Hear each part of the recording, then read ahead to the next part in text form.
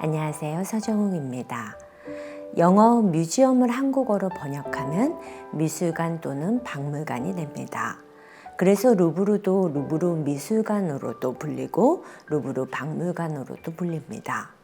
양쪽 성격이 다 있기 때문입니다. 물론 둘을 딱 나누는 것도 사실은 어렵습니다.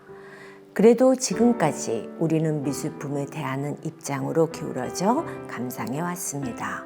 그런데 오늘은 유물적 시각 반, 미술적 시각 반 이렇게 나누어 감상해 볼까 합니다. 왜냐하면 소개할 작품이 성모자상이기 때문입니다.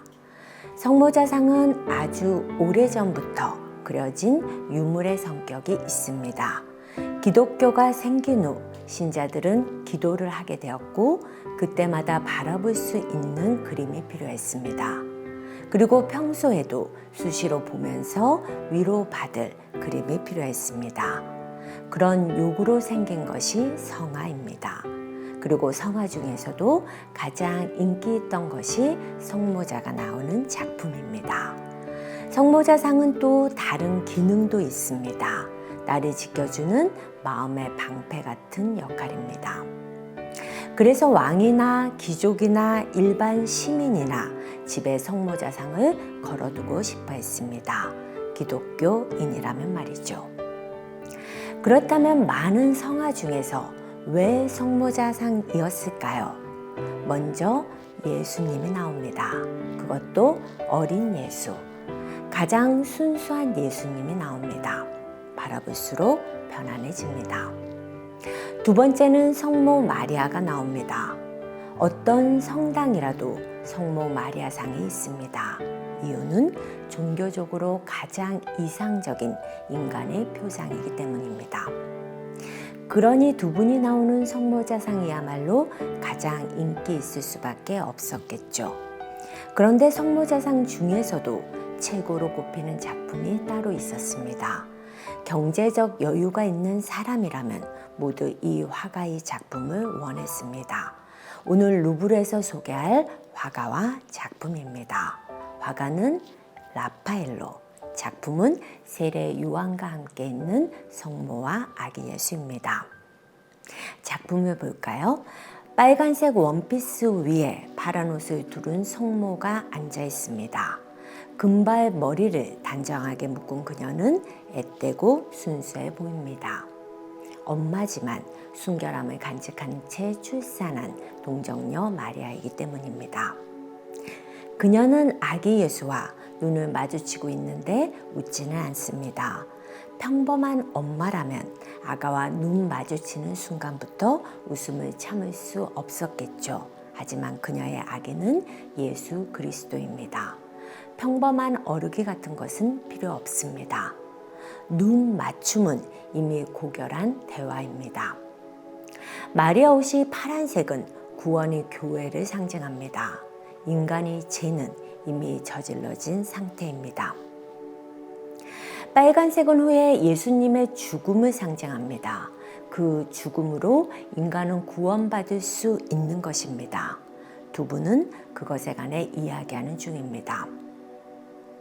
오른쪽 아래 한 아기가 또 있는데 세례 요한입니다. 그를 상징하는 가죽 털옷을 입었고 아직 아기인 만큼 가느다란 십자가를 어깨에 걸치고 있습니다.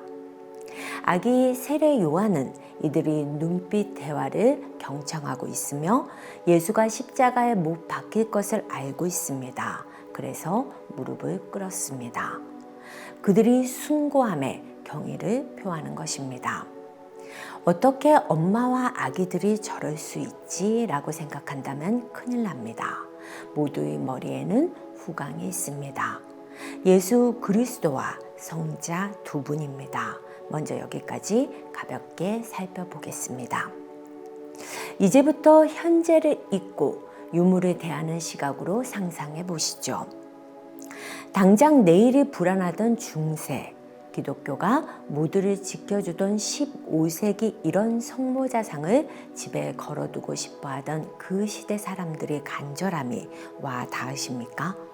이제 화가 라파엘로로 돌아가 보죠. 그는 이런 성모자상을 특히나 잘 그렸던 화가입니다. 작품을 깊이 관찰하기 위해 세 점의 작품을 동시에 보겠습니다. 제일 왼편의 것은 루브르의 것이고 가운데 것은 도요새와 함께 있는 성모로 알려진 마리아와 아기 그리스도와 세례 요한입니다. 우피치 미술관에 있습니다.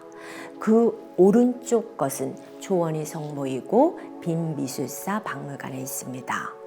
셋 다 23살에서 24살경 피렌체에서 그려진 것입니다. 비슷하죠? 이야기부터 볼까요? 루브르 것은 아까 보았듯이 성모와 예수가 미래의 죽음에 관해 이야기하는 것을 세례 요한이 경배하는 것입니다. 가운데 우피치 미술관 것도 비슷합니다. 털옷을 입은 세례 요한이 도요새를 들고 예수에게 말을 합니다. 예수는 오른손으로 도요새를 감싸며 세례 요한이 눈을 지그시 봅니다. 그 장면을 성모는 내려봅니다. 성모의 왼손에는 책이 들려 있습니다. 여기서 도요새는 가시 면류관의 순환을 상징합니다. 아기 예수가 도요새를 쓰다듬는 것은 그것을 받아들이겠다는 뜻입니다. 성모가 읽던 책은 앞으로의 예수 순환 이야기가 담긴 것입니다. 성모는 그것을 미리 보고 있는 것입니다.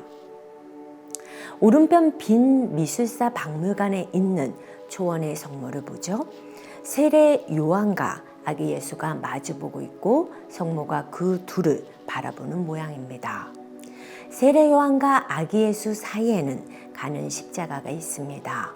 세례 요한이 두 손으로 쥐고 예수가 한 손으로 잡습니다. 상상이 되시죠? 세례 요한이 십자가에 못 박히실 텐데 어떡하죠? 하는 식이라면 예수는 괜찮다는 뜻입니다. 아기 예수는 한 발 앞으로 나아가고 있습니다. 조금도 두렵지 않다는 뜻입니다. 그것을 성모가 감싸고 있습니다. 라파엘로는 이렇게 성모와 아기 예수와 세례 요한을 등장시킨 다음 셋이 십자가의 죽음에 관해 대화하는 스토리를 기본으로 짠 다음 세 점의 작품을 그린 것입니다. 사실 이것은 성경에 나오는 장면은 아닙니다. 라파엘로가 그려질 것을 상상해서 만들어낸 것입니다. 뭘 상상했을까요? 삼각형 구도입니다. 세 작품 다 그렇습니다. 삼각형은 대단한 안정감을 줍니다. 그것을 예상한 것입니다. 그 다음 라파엘로는 배경을 선택합니다. 다 초원입니다. 초원만큼 마음을 평화롭게 하는 것도 드뭅니다. 멀리를 보죠. 넓은 호수가 있거나 흐르는 물이 있습니다. 그 역시 마음에 휴식을 줍니다. 하늘 역시 다르지 않습니다. 파란 하늘에 뭉게 구름, 그 역시 마음을 툭 트이게 해주죠. 라파엘로는 복잡한 스토리나 너무 무거운 성스러운 스토리는 다 뺐습니다. 그리고 담백한 누가 언제 보아도 친근한 이야기로 작품을 마무리하였습니다. 내용은 분명 성화인데 엄마와 아기의 다정한 한때를 보는 것도 같고 서정적인 풍경화를 보는 것도 같습니다. 마지막으로 라파엘로의 그리는 솜씨를 평해보죠. 먼저 모델입니다. 성모의 모델이 마음에 드십니까? 풋풋합니다. 얼굴은 하얗고 볼은 발그레합니다.